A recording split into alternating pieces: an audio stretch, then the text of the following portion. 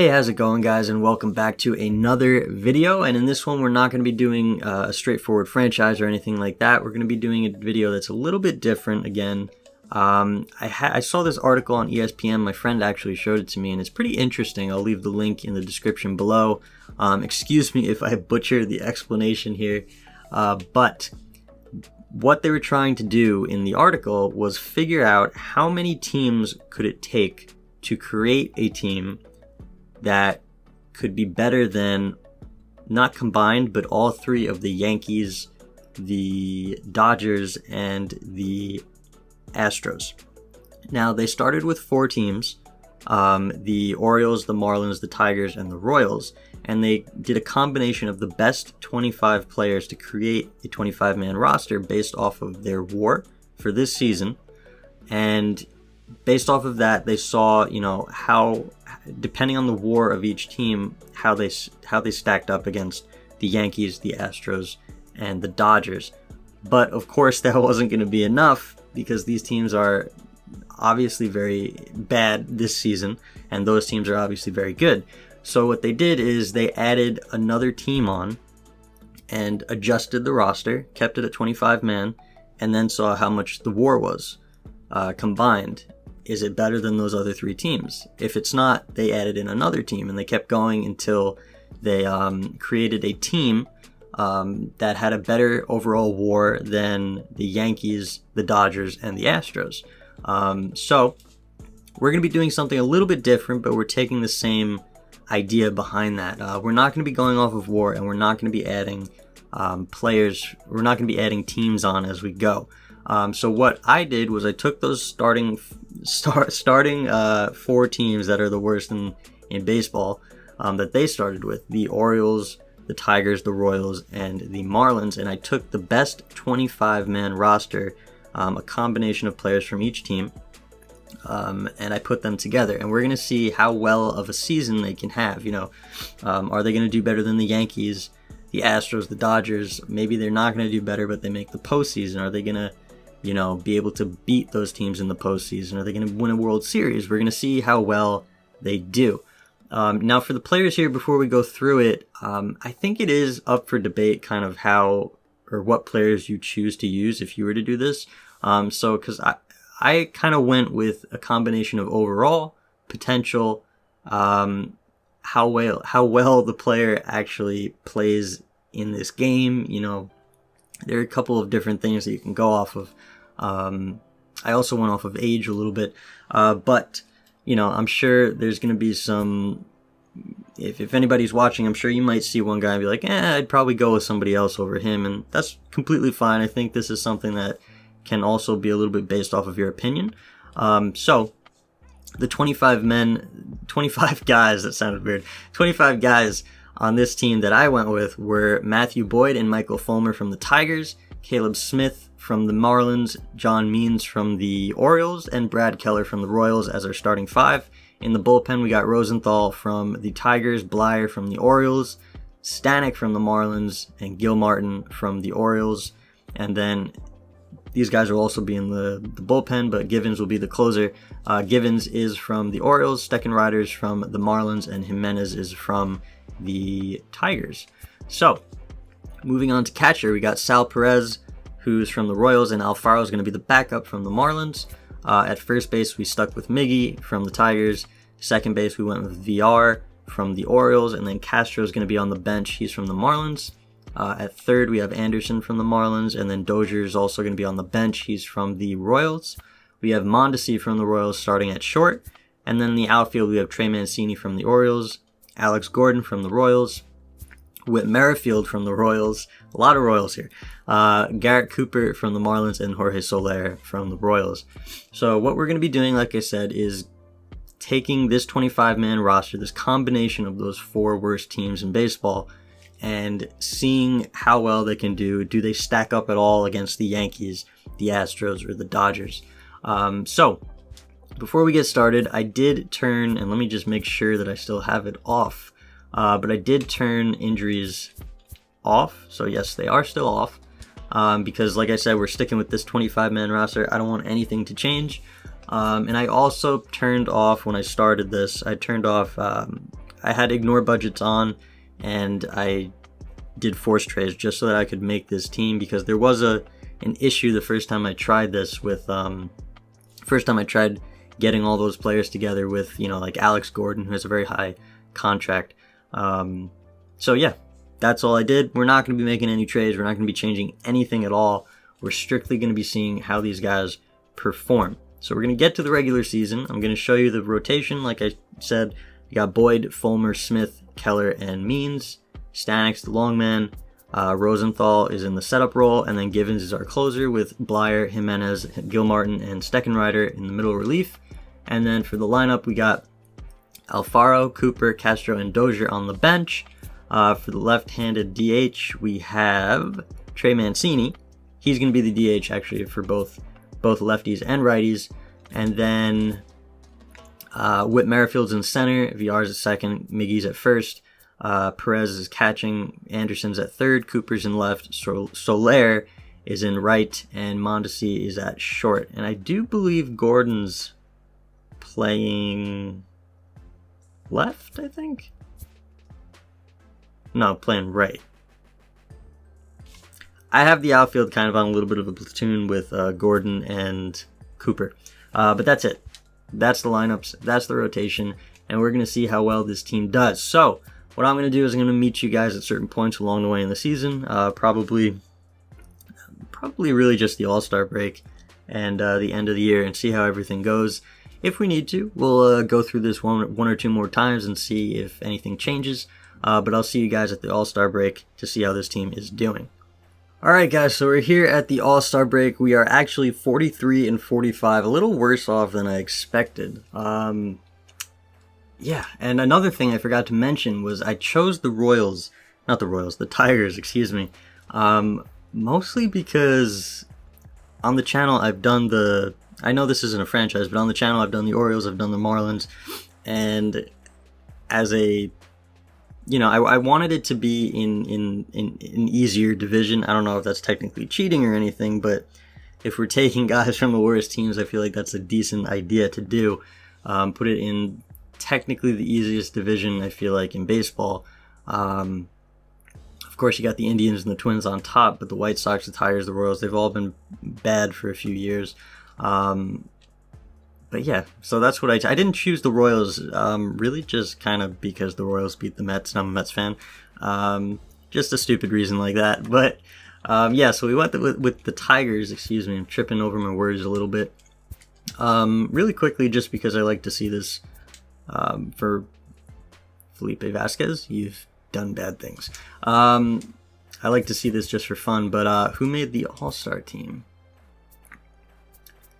Nobody in the starting rotation. Nobody in the bullpen. No pitchers? Really? No catchers, no first, no second, no third, no short. Merrifield. Merrifield is our lone All-Star representative. Awesome. Okay, so I'm going to meet you guys at the end of the year and see how this turns out. We'll kind of really quickly go through the stats and see how everyone did at the end of the year as well. We'll see if we can make a little push here in the second half, and then we'll probably go through this one or two more times just to see. But yeah, I'll see you guys at the end of the season. Alright, so we finished the season. We actually tied for the second wildcard spot. Had a really good second half up until somewhere in September here, where we started to lose quite a bit. But we tied for the second wildcard spot, like I said, but unfortunately we lost to the Angels. But we finished the season at 88 and 75, which is pretty much what you need to make a wildcard spot, based off of the last few seasons. Let's take a look at some of the league leaders. We got Merrifield in stolen bases with 49, and that is it. Bregman and Freeman in batting average. Trout and Freeman had 200 plus hits. 47 and 42. Nice. Alright, so really quickly, we're just going to go through the stats here a little bit. John Means had a pretty good year, 356. Keller, not quite as good, but not bad for a back end of the rotation guy. I mean, he was, I think, our number 5 in the rotation, so definitely not bad. 4.16 ERA. Caleb Smith struggled a bit. an ERA of almost 5. Boyd was solid, and Fulmer struggled a little bit as well. In the bullpen, Rosenthal did not do good. Gil Martin did well. Stanek did not. Richard Blyer did really well. Givens struggled. Steckenrider struggled. Jimenez struggled. All right, so the pitching was not what I thought it would be. 10 blown saves for Givens. Yikes. So Perez actually did pretty good. He got 30 plus homers and 100 RBIs. Alfaro did well in a backup role. Miggy did pretty good. VR did very well. Castro did decent enough on the bench. Anderson played well. Dozier struggled a little bit in a backup role there. Mondesi, he's okay. He's alright. I feel like he usually struggles a little bit. His offense to start off is not that great, so you can't really expect him to do too good there. But what was his... Alright, I'm a little surprised with that. I mean, I don't know him too well enough to be making these these judgments here. He had 8 errors. Not exactly the best, but 7 last year, so I don't know. Trey Mancini did pretty well. Alex Gordon, again, not going to do too well offensively, but maybe his defense was good. Yeah, he only made 1 error, so did pretty well there. Merrifield, of course, we know did pretty solid. Garrett Cooper struggled a bit, and Soler struggled a bit as well. All right, so really close to making the postseason. I did notice that they kind of went on a couple of, larger periods where they really struggled, and then they kind of had another period where they did really well. So kind of streaky as a team. I also noticed that they did not do the best against the top teams here. So they were beaten up on some of the lesser teams, but not really doing too well against teams that were kind of leading their divisions. So that's something we need to look out for, I guess. But what I'm going to do is we're going to go through this again and see if anything changes. And I'll meet you guys at the end of the season again in just a second. Alright guys, so here we are at the end of the season again. Second time through, we did a little bit better. We went 93 and 69. Sal Perez was our only all-star representative. Figured I'd mention that as well. But as you can see in the standings here, we actually won the division. The Indians got the wild card spot this time. We did a little bit better, I noticed, against some of the better teams. For instance, up here you can see we swept the Yankees. Took 2 out of 3 from Cleveland. We were playing well against Minnesota.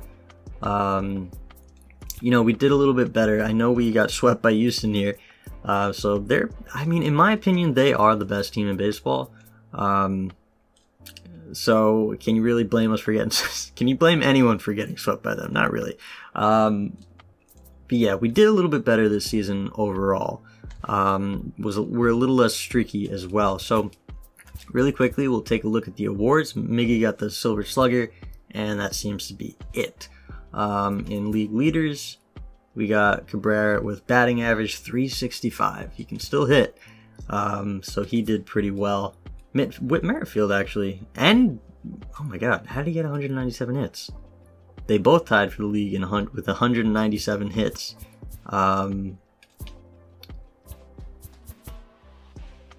200 plus for Rojas. What? That's unexpected. 344 for Turner. Alright, so we're not going to go through the stats really. I'm just going to quickly, literally just scroll through them. But yeah, like I said, as you can see from the rotation, actually, the bottom 3 did not do too well. But as a whole, did a little bit better this year, a little less streaky, like I mentioned. We'll see how we can do in the postseason. We're not going to quick manage any of them. We're just going to strictly sim through the postseason. And then we'll probably go through this one more time, just to see if anything changes. Give it a few goes here and see what the difference is between them. As we can see, the stats here from the guys on the team. A couple better years from certain players, a couple worse years from others. But overall, not bad. Not too bad. Okay, so postseason. Here we go. Yep, we got swept by the Astros. All right, well, that one we saw coming.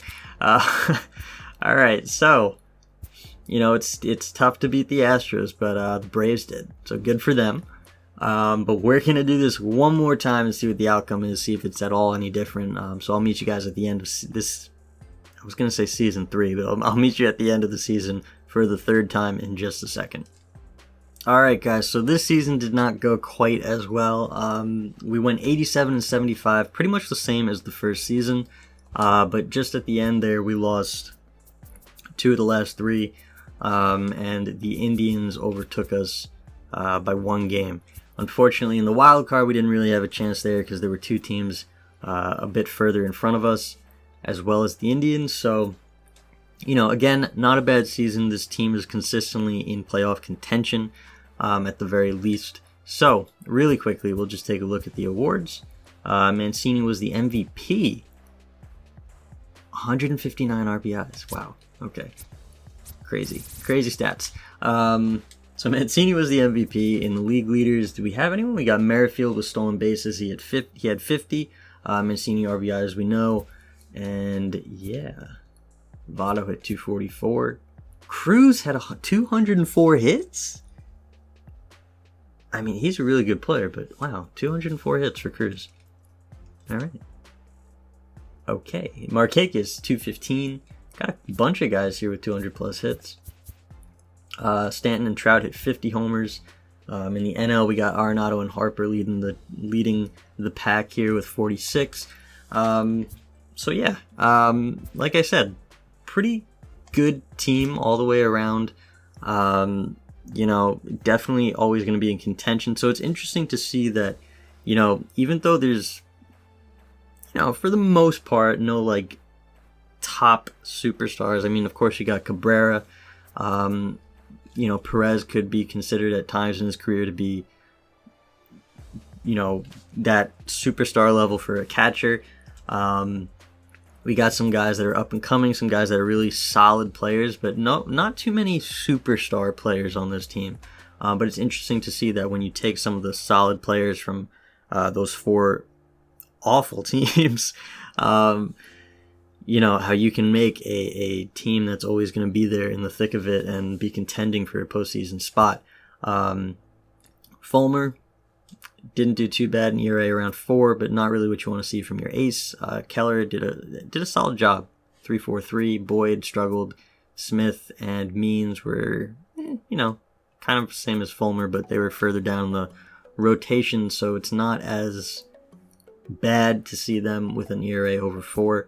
Rosenthal did a little bit better, I think, than last year. Same with Stanek. Gilmartin was pretty solid. Same with Blyer. Blyer is consistently really good. Gilmartin too, for the most part. I know the second time we went through this, he didn't do quite as well, but he's pretty solid in the bullpen as well. Givens had a better year, 3.6 ERA, 41 saves. That reminds me, Givens, Mancini, and Anderson at third base. They were our 3 all-stars this time.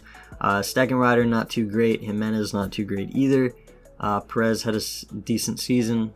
Alfaro did well in the backup role. Cabrera hit over 300 again. VR average is a little lower than you'd expect from him. Same with the steals, but solid year, 18 homers. Castro, he got some more at bats. You know, he wasn't terrible. He was a decent guy off the bench. Anderson did pretty well, 40 home runs. That's the most I've seen from him. If not ever, definitely in the first year of any franchise here. Hunter Dozier struggled a little bit in the backup role. Mondesi, pretty much what we expected from him. Mancini did really well. We know he got the MVP. Alex Gordon had a solid year. Merrifield, solid year as well. Soler finally did a little bit. No, I'm thinking of Cooper. Cooper did a little bit better than he's been doing.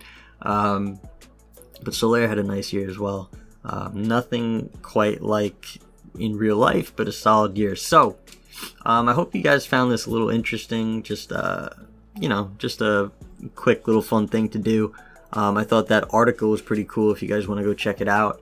If you're into that type of I don't know, thing, seeing, you know, what ifs, I guess, and, you know, incorporating stats and things like that. But that article was pretty interesting. You know, this was pretty fun to do. Yeah, maybe we'll do some more stuff like this in the future moving forwards. I know I mentioned in one of the last videos I wanted to continue doing videos where we kind of take guys with the best overall stats or the best overall attributes and see how that plays out. You know, if you guys want to see anything specifically, let me know in the comments below. If you have any suggestions, any comments, feel free to leave them there as well. Yeah, hope you guys enjoyed this. Like I said, it was pretty cool just to see, you know, an alternate reality almost, just to see, you know, if you took those better players from those, you know, bad teams in major leagues right now, how would the team do? And apparently they can hold their own for sure. So yeah, again, for like the 10th time, I hope you guys enjoyed this. And until the next one, I'll see you guys later.